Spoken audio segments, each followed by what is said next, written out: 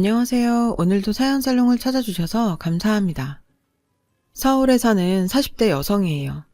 때리는 시어미보다 말리는 시누이가 더 밉다고 하잖아요. 제 경우에는 시어머니보다 더 저를 괴롭히는 손위 형님이 더 밉더라고요. 같은 며느리면서 동질감은 고사하고 어찌나 저를 괴롭히던지 생각 같아선 꿀밤이라도 몇 대 쥐어받고 싶은 때가 한두 번이 아니었어요. 결국 그보다 더 큰 한 방을 먹이긴 했지만요. 저는 20대 중반 무렵 피아노 강사로 일하던 시절에 소개팅으로 지금의 남편을 만났어요. 처음부터 결혼을 생각했던 건 아니었고 어쩌다 보니 결혼까지 이어지게 되었죠. 남편은 회사원이었는데 처음 만났을 때부터 편하다는 느낌을 받았어요. 남편 역시 제가 친구처럼 편했다고 하더라고요. 친구처럼 연인처럼 연애를 하던 우리는 사귄 지 1년 정도 됐을 무렵 결혼을 생각하게 되었어요. 이런 사람이라면 평생을 함께해도 좋겠다는 확신이 들었거든요. 마침 저희 집도 그렇고 남편 집에서도 결혼 이야기가 나오기도 했었고요. 덕분에 상견례까지 물 흐르듯 이어졌고 얼마 뒤 본격적으로 결혼 준비에 돌입했어요. 그런데 그 와중에 태클을 거는 인간이 나타난 거예요. 바로 손위 형님이었죠. 처음부터 사사건건 끼어들어서 사람 불편하게 하더니 결정적인 순간마다 꼭 초를 쳐서는 저를 곤란하게 만들었죠. 이를테면 이런 식이었어요. 예단 이불은 뭘로 할 거야? 난 시집 올 때 강남 유명 친구점에서 최고급 순금 이불 세트로 맞춰왔는데 동서도 그런 수준이 되나 싶어서 혼수건 예단이건 뭐 각자 사정에 따라 한다고들 하지만 내 생각엔 그래. 며느리가 많은 것도 아니고 딸랑 둘인데 동서가 너무 처지게 해오면 남들 보기 좀 그렇잖아? 가급적이면 나랑 수준은 맞춰왔으면 좋겠어. 글쎄 이러지 뭐예요. 아니 자기가 시어머니도 아니고 무슨 자격으로 수준을 맞춰라 마라 하는지 정말 웃기지도 않더라고요. 솔직히 저희 집은 평범한 중산층이라서 형님처럼 해갈 형편이 안 됐거든요. 그런데 중간에서 이딴 소리를 해대니까 시어머니까지 덩달아 동조하시더라고요. 그래, 그건 큰애 말이 맞다. 네가 너무 처지게 해오면 남들 보기 그렇잖니. 이후로도 형님은 툭 하면 제 혼수와 예단에 대해 말이 많았어요. 그럴 때마다 시어머니는 형님과 저를 비교하셨고요. 형님이야 의사 집안에 본인도 의사니 여유가 있겠지만 저는 사정이 다르잖아요. 그런데도 똑같이 받으시려고 하더라고요. 그럴 때마다 전 남편과 말다툼을 했어요. 사귈 때도 싸움 한 번 안 했는데 그놈의 혼수가 뭐라고 이러나 싶었죠. 결혼식이 다가올수록 싸움의 빈도는 잦아졌고 한 번은 이럴 바엔 이 결혼 관두자는 말까지 나왔어요. 우리가 결혼하는데 왜 자꾸 자기 형수가 이래라 저래라 하는 거야? 형수가 뭘 그렇게 참견했다고 그래. 딴에는 엄마가 말 못하고 계시니까 도와드린다고 그러는 건데 솔직히 그렇게 과한 걸 요구하는 것도 아니잖아. 넌 왜 너 생각만 하냐? 남편은 모든 걸 제 탓인 양 말했어요. 시어머니가 혼수랑 예단으로 까다롭게 구신 게 형님이 끼고 붙어있는데도 툭하면 제가 이기적이라고 화만 내더라고요. 남편의 이런 모습에 전 정말 서운했어요. 과한 게 아니라고? 그건 있는 사람들 얘기지. 나 결혼시키느라고 우리 부모님 등골 휘는 건 생각도 안 해? 백날 싸워봐야 서로의 의견은 좁혀지지 않았어요. 감정만 상할 뿐이었죠. 좀처럼 혼수 문제가 해결되지 않자 하루는 엄마가 그러시더라고요. 일단 하는 데까지 해보자고요. 난 딸내미 부잣집에 거저 보냈다는 소리도 듣기 싫고 혼수 적게 해왔다고 내 딸이 시집에서 구박받는 꼴도 못 봐. 그리고 이서방한테도 너무 그러지 마라. 이서방이라고 마음이 편하겠니? 모르긴 해도 너랑 싸우고 집에 가면 마음이 불편해서 잠도 편히 못 잘 거다. 아니나 다를까 남편은 저한텐 그렇게 말해놓고는 집에 가서는 저를 좀 힘들게 하지 말라고 시댁 식구들하고 자주 다퉜던 모양이더라고요. 전 그런 줄도 모르고 원망만 했던 거죠. 시아버님은 중소기업을 운영하시는데 규모는 작아도 자금력이 좋은 회사였죠. 엄마는 제가 그런 집에 가서 혹시라도 혼수 때문에 시댁 어른들한테 미움받을까봐 신경이 쓰이셨던 것 같아요. 결국은 저희 부모님이 무리해서 시댁 요구에 맞춰주기로 했고 그제야 분위기는 많이 호전되었어요. 저랑 남편도 더 이상은 얼굴 붉히며 싸울 일도 없어졌고요. 우여곡절 끝에 우리 부부는 무사히 결혼식을 치를 수 있었어요. 신혼 첫날 밤 남편은 제게 미안하다고 사과를 하더라고요. 누구보다 힘들었을 텐데 힘이 못 돼줘서 미안했다고요. 결혼 앞두고 처리해야 할 회사 일은 많고 집에서는 엄마랑 형수가 압박을 하니 자기가 잠깐 어떻게 됐던 것 같다나요. 대신 앞으로는 무슨 일이 있어도 제 편에 서겠다고 약속하더라고요. 안 그래도 내심 서운한 마음이 있었던 저는 지금이라도 솔직하게 사과해준 남편을 용서해주기로 했어요. 어차피 지난 일 길게 끌어봤자 결혼 생활이 우울해질 뿐이니까요. 그래서 저도 남편한테 사과했죠. 대화로 풀어도 될 일을 감정만 앞세워 일을 키웠던 것 같다고 말이에요. 그렇게 우리는 서로에게 사과하는 걸로 신혼을 시작했어요. 하지만 우리 부부만 화해하면 뭐해요. 시댁에만 다녀오면 도로함이 타버린걸요. 딱 보니 저희 시댁은 시월드가 아니라 손이 형님 월드더라고요. 시어른보다도 형님 파워가 셌거든요. 형님은 시댁에 올 때마다 머리부터 발끝까지 명품으로 휘감고 왔어요. 그리고는 재력을 앞세워 시부모님께 선물 공세를 벌였죠. 시댁에 가져오는 선물도 정말 입이 딱 벌어질 정도였어요. 그러니 시어머님이 형님을 이뻐하지 않을 수 있겠어요? 선물 앞에서 입이 떡 벌어진 시어머니는 입에 침도 안 바르고 형님 칭찬을 하기에 바빴죠. 아휴, 하루 종일 환자들 보느라 피곤할 텐데 언제 이 비싼 걸 다 준비했어? 넌 어쩜 볼수록 이렇게 기특하니? 이럴 때면 남편은 제 표정을 살피며 한마디 했어요. 엄마도 참, 가격이 중요한가? 성의가 중요하지. 딱 봐도 다 사온 거네. 이런 거 돈만 있으면 다 사지. 저는 차라리 남편이 입 좀 다물고 가만히 있어주길 바랬죠. 도움이 안 됐거든요. 남편이 그럴수록 제가 하루 종일 장보고 땀 뻘뻘 흘리며 해간 음식들이 초라하게 느껴졌으니까요. 아니나 다를까 제가 만들어간 음식들은 그대로 냉장고로 들어가더라고요.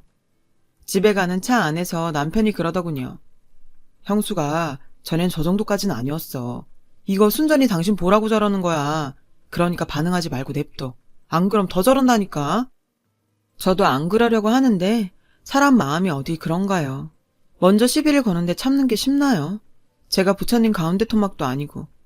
암튼 이런 일이 반복되다 보니 시집에 가는 게 도살장에 끌려가는 것 같았죠. 게다가 시댁에 갈 때마다 저와 형님 사이는 더 멀어졌고 시어머니도 점점 저와 남편에게 불만이 커지셨어요. 그러다 하루는 폭발을 하셨죠. 훈석이 너는 네가 뭔데 형수가 해오는 것마다 족족 딴지를 거냐. 그럴 시간 있으면 네 마누라한테 큰애 좀 보고 배우라고 가르쳐라. 어지간해야 내가 말을 안 하지. 엄마, 말 이상하게 하시네. 우리 주연이가 형수한테 뭘 배워야 되고 내가 뭘 가르쳐야 되는데요. 지금보다 어떻게 더 잘하냐고요. 자꾸 그러시면 저희도 맘 상해요. 남편과 시어머니는 자주 이렇게 충돌을 했고 그럴 때마다 형님은 중간에 끼어들어선 여우짓을 해댔어요. 얼마나 교묘하게 저를 매기는지 정말 한 대 쥐어받고 싶은 심정이라니까요. 어머니, 전 괜찮아요. 서방님 입장에선 그럴 수 있죠. 동서가 아직 뭘 모르니까 서방님도 어쩔 수 없을 거예요. 제가 하는 거 보면서 점점 나아지겠죠. 글쎄, 이런다니까요. 안 그래도 결혼한 지 얼마 안 돼서 아직은 시댁어른 대하기도 힘든 상황인데 중간에서 저러고 이간질을 하니 제가 시댁에 적응이 되겠냐고요.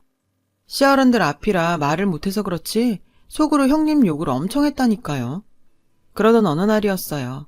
그날따라 시어머님이 저한테만 설거지를 시키시더라고요. 그러자 남편은 저를 도와주겠다며 주방으로 들어왔고 그게 못마땅하셨던 시어머니는 남편을 째려보시더라고요. 그런데도 눈치 없는 남편은 나갈 생각을 안 했고 결국 제가 떠밀어 내보냈죠. 그렇게 혼자 산더미 같은 설거지를 하는데 갑자기 울컥하더라고요. 나도 우리 집에선 귀한 딸인데 시댁이 뭐라고 갖은 욕 먹어가며 이러고 있나 싶어 눈물이 났어요. 그런데 하필 그 모습을 시어머님이 보신 거예요. 얘, 너 지금 그깟 설거지 좀 시켰다고 시애미 앞에서 시위하는 거냐? 그래서 그러고 청승 떨며 우는 거야? 전 그게 아니라 눈에 뭐가 들어가서 그렇다고 오해하신 거라고 둘러댔어요. 그 말에 다행히 어머님은 노여움을 푸셨는데 그때 주방으로 들어온 형님의 말에 다시 분란이 일었어요. 통서, 거짓말도 좀 정도껏 해라. 눈에 뭐가 들어갔으면 고무장갑 벗고 눈부터 닦을 일이지. 설거지하며 울어? 어머님이 사람이 좋으시니 믿어주시지 다른 시어머니들 같으면 어림도 없어. 그러자 시어머님도 발끈하시며 싱크대에서 절 밀어내셨어요. 됐다. 설거지 좀 하는 게 그렇게 분해서 눈물까지 짜는 애한테 내가 무슨 일을 시키겠냐. 비켜라, 내가 하마. 저는 아니라고 제가 하겠다고 몇 번이나 말씀드렸어요. 그래요, 어머님. 이런 걸 왜 어머님이 하세요. 한창 젊은 동서가 있는데. 그러지 말고 저랑 나가세요. 형님은 어머님 손을 끌고 주방을 나갔고 저는 욕은 욕대로 듣고 설거지까지 혼자 하게 되었어요. 설거지를 하는 내내 얄미운 형님 때문에 손이 부들부들 떨리더라고요. 그날 이후 저는 어머니 화를 풀어드리려 한방 화장품이며 발마사지 기계 등을 사들고 문지방에 닳도록 시댁에 드나들며 어머님 비위를 맞춰드렸고 덕분에 어머님도 곧 화를 푸셨어요. 그렇게 기름칠을 해둔 덕에 어머님이 전보다는 제게 살갑게 대해주셨어요. 이제는 전보다는 좀 가까워진 느낌이 들기도 했고요. 하지만 늘 저와 시어머니 사이에는 형님이 있었어요. 어느 날인가 뜬금없이 형님이 저한테 전화를 했더라고요. 동서, 요즘 안 바쁘지? 입시생 레슨도 아니고 동네 애들 가르치는 건데 바쁠 일 있겠어? 그래서 말인데 우리 수아 레슨 좀 해줘. 음악 시간에 기악 실기 시험을 보는데 수아가 피아노로 하겠다네? 우리 애 성적 잘 나오면 내가 사례는 섭섭치 않게 해줄게.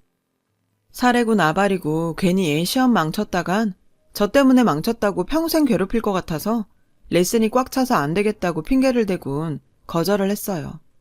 형님은 알았다며 전화를 끊더군요. 그리고 얼마 뒤 시어머니께서 전화를 하셨더라고요. 그리고는 다짜고짜 얘, 넌 애가 왜 그러니? 조카가 시험 때문에 레슨 좀 해달랬더니 그걸 안 된다고 냉정하게 거절을 해? 공짜로 해달라는 것도 아니고 돈 다 주고 배운다는데도 그러는 이유가 뭐니? 큰애는 그래도 너 돈 좀 벌어주려고 일부러 너한테 부탁한 모양인데 그런 마음도 모르고 어쩜 그러니? 어머니, 제가 정말 시간이 안 돼요. 수아 레슨 봐주려면 제가 형님 댁까지 가야 하는데 그러면 지금 가르치는 애들 레슨 시간을 맞출 수가 없어요. 그래서 그래요, 어머니. 형님이 중간에서 뭐라고 해댔는지 어머님은 제 말은 듣지도 않으시고 막무가내로 화부터 내셨어요. 긴 말 할 것 없고 다음 주부터 일주일에 3번씩 봐주는 걸로 해라. 시험이 코앞이라서 그 정도는 해야 될 것 같다더라. 너도 이제 우리 집 식구 아니니?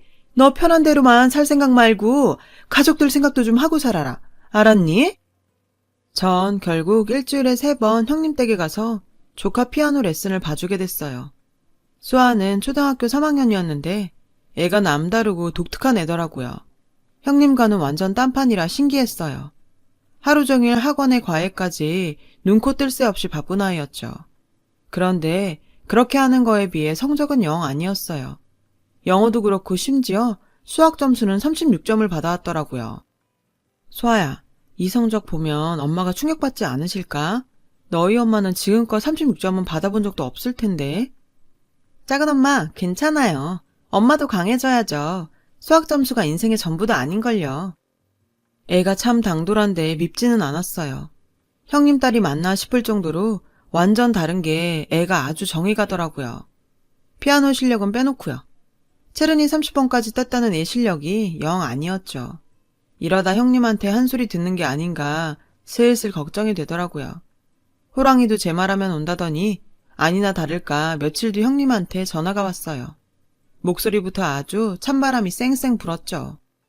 풍서, 정말 사랑 그렇게 안 받는데 너무한 거 아니야? 변두리 학원 피아노 선생이라 실력이 딱 그 정도 수준일 줄 짐작했지만 그래도 이건 너무하잖아. 몇 주를 레슨을 했는데 악보를 보고도 못 치면 어떡해? 시험이 다 다음 주인데. 혹시 나랑 감정이 안 좋다고 레슨 대충 하는 거 아니야?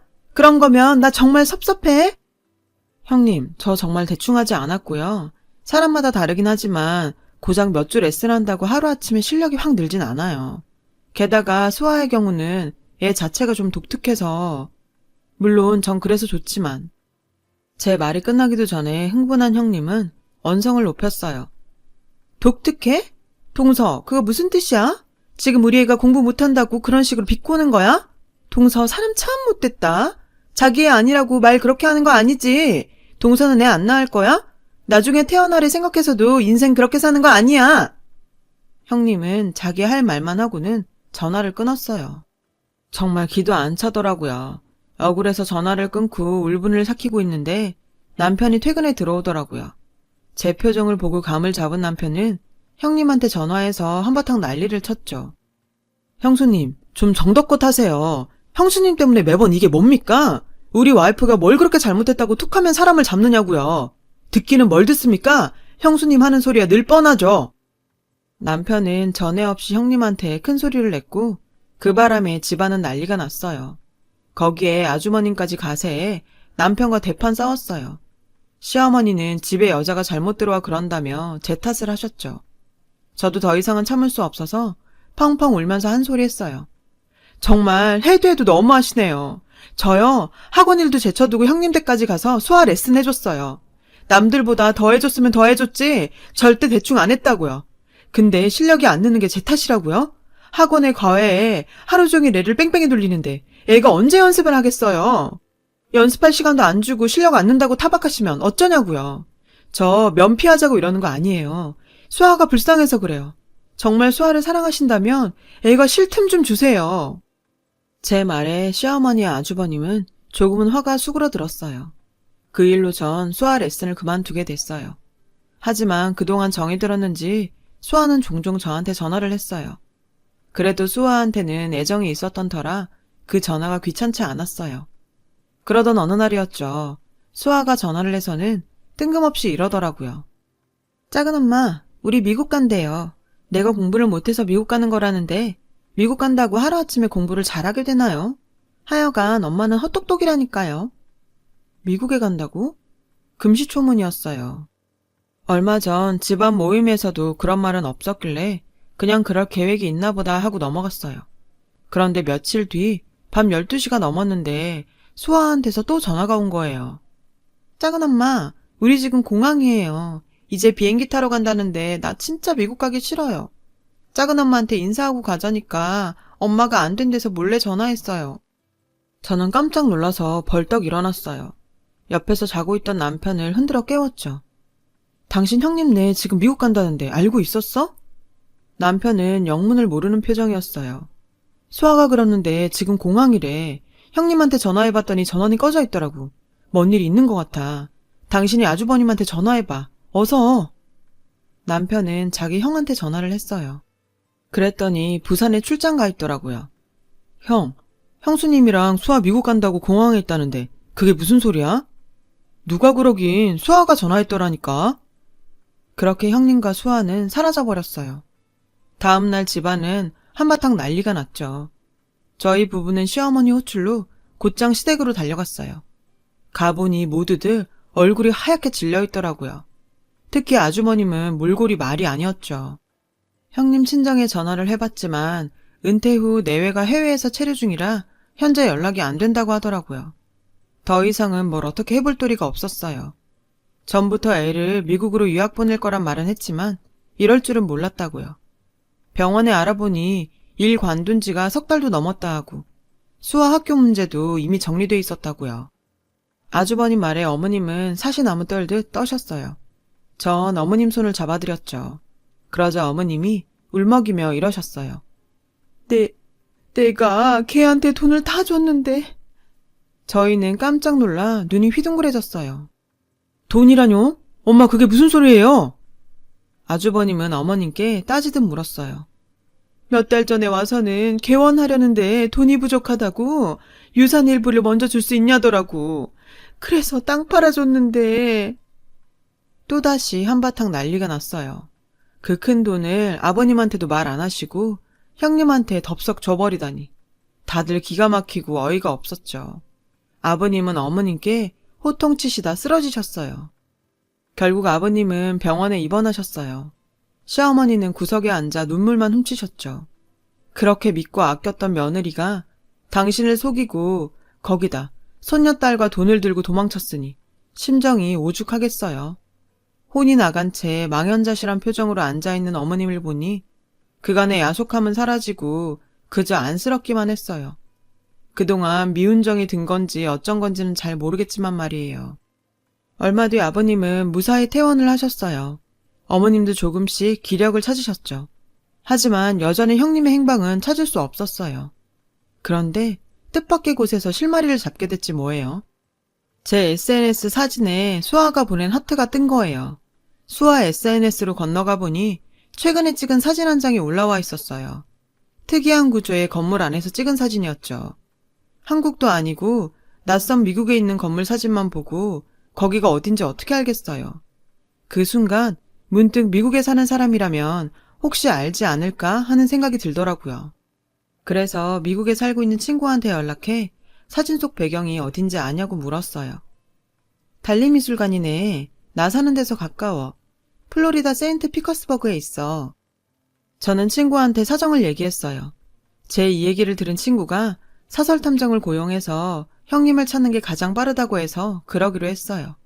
그리고 얼마 뒤 친구한테 연락이 왔어요. 마이애미 해안가 부촌에 얼마 전 한국 여자가 아이 데리고 왔다는데 아무래도 저희 형님 같다고 했어요.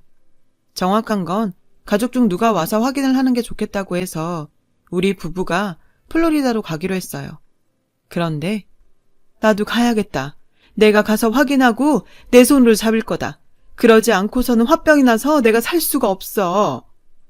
어머님이 하도 완강하게 나오셔서 저희는 별 수 없이 어머님을 모시고 플로리다로 가기 위해 비행기를 탔어요. 저는 혹시라도 어머님이 힘드실까봐 걱정이었죠.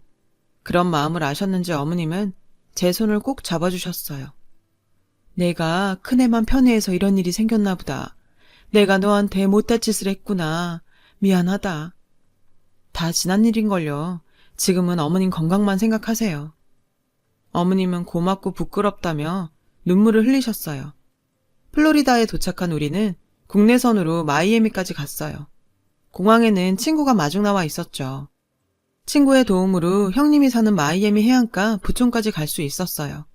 집 앞에 도착하니 입이 딱 벌어지더군요. 정말 미국 영화에서나 보던 어마어마한 대저택이었거든요. 나중에 안 사실인데 형님은 친정에서도 자기 몫의 유산을 다 받아왔다고 하더라고요. 배를 눌러도 대답이 없었어요. 할 수 없이 집 앞에서 버티고 있는데 저 멀리 조그만 어린애가 뛰어나오는 게 보이더라고요. 수아였어요.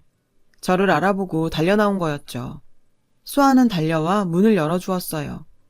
작은 엄마, 나 보러 왔어요? 해맑게 웃고 있는 수아를 보자 말문이 막혔죠. 차마 네 엄마를 잡으러 왔다고 말할 수는 없었으니까요. 그래서 말없이 수아의 머리를 쓰다듬어 주었어요. 그때였죠. 수아를 따라 밖으로 나온 형님이 어머님과 우리 부부를 보고는 아연 질색했죠.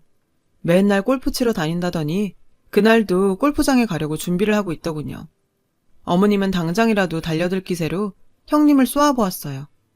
둘째야, 수아 좀 데리고 있어라. 난 쟤랑 얘기 좀 해야겠다. 어머님은 형님과 안으로 들어가셨어요. 남편과 저는 수아와 함께 마당에 남았어요. 그런데 잠시 뒤 집안에서 큰 소리가 났어요. 저는 수아가 밖에서 개와 노는 틈을 타서 안으로 들어가 봤어요. 그런데 세상에 어머님이 형님의 머리채를 잡고 흔들고 있더라고요. 저는 달려들어가 어머님은 말렸지만 소용없었죠. 노인네가 힘이 어마어마하더라고요. 형님은 나 죽는다 소리를 지르며 살려달라고 소리쳤어요. 네가 나한테 어떻게 이럴 수가 있어? 이 여우 같은 게 사람을 감쪽같이 속여? 이건 나요. 경찰 부를 거야. 여기 미국이야. 이런 짓 하고도 무사할 것 같아? 가만 안 둬. 경찰? 어디 불러봐. 미국이면 너 같은 사기꾼년 편 들어준다든? 어디 해보자 이년아. 뒤늦게 달려들어온 남편이 형님한테서 어머님을 떼어냈어요. 그러자 형님이 악을 쓰고 덤볐어요. 내가 뭘 잘못했다고 이래요. 그동안 별것도 아닌 그 집구석에서 그만큼 하고 살았으면 이 정도는 받아도 되잖아요. 부모 유산 좀 먼저 받아서 편히 사는 게 뭐가 잘못됐다고 이러세요? 그동안 어머님은 저한테 그렇게 받아 챙겨놓곤 그깟 돈이 이렇게 아까워요? 어찌나 뻔뻔하던지 기가 차더라고요. 순간 저도 모르게 욱해선 한마디 했죠. 이게 말이야 방구야? 그렇게 떳떳하면 도망은 왜 쳐? 남편까지 속여놓곤 개소리는? 그리고 유산을 챙길 거면 당신 부모 돈이나 챙길 것이지 왜 남의 부모 돈까지 챙기는데? 그게 당신 거야? 도둑년 주제에 이분 들렸다고 짓거리긴 도덕 시간엔 잠만 찾았나? 무슨 인간이 이렇게 비도덕적이야? 제 말에 형님은 저를 째려봤어요. 동서가 뭘 안다고 끼어들어. 주제 좀 알고 까불어. 건방지게 어디서. 그 순간 어머님이 형님 뺨을 올려치셨어요. 얼마나 세게 치셨는지 짝소리가 거실에 울릴 정도였죠. 어디다 대고 함부로 짓거려. 감히 네가 내 며느리한테. 건방진 건 내 며느리가 아니라 막대 먹은 너다. 너. 어머님 말씀에 형님은 충격을 받은 것 같았어요. 반대로 전 감동을 받았고요. 결국 형님은 회사 일 때문에 뒤늦게 도착한 아주버님 손에 끌려 한국으로 들어오게 됐고 얼마 뒤 고소를 당했어요. 어머님한테 받아갔던 돈을 고스란히 내놓았지만 화가 난 시어머님은 형님을 사기죄로 고소해버렸거든요. 게다가 아주버님은 형님을 상대로 이혼 소송을 걸었어요. 결국 양육권과 친권도 모두 아주버님이 갖게 되었고 수아는 아주버님과 함께 시댁에 들어와 살게 되었죠. 그 후로 어머님과 저는 사이가 많이 좋아졌고요. 처음에는 제가 잘못 들어와서 집안이 시끄럽다고 하시던 분이 이제는 동네방네 다니시면서 집안에 복덩이가 들어와서 재산도 지킬 수 있었다고 자랑을 하고 다니실 정도로요. 말도 많고 탈도 많은 사건은 그렇게 해피엔딩을 맞았답니다. 새 가족이 들어오고 새 사람도 태어나고 그렇게 우리 인생에 새로운 사람이 들어오는데 서로 배려하고 이해하면서 잘 살았으면 좋겠다는 생각이 드네요. 지금까지 제 이야기를 들어주셔서 감사드리고요. 힘든 오늘 뒤엔 반드시 좋은 날이 오니 힘내시고 행복하세요. 여러분, 사연 댓글에 응원과 현명한 조언 부탁드려요. 좋아요와 구독은 저에게 큰 힘이 됩니다. 오늘도 좋은 일 가득하세요.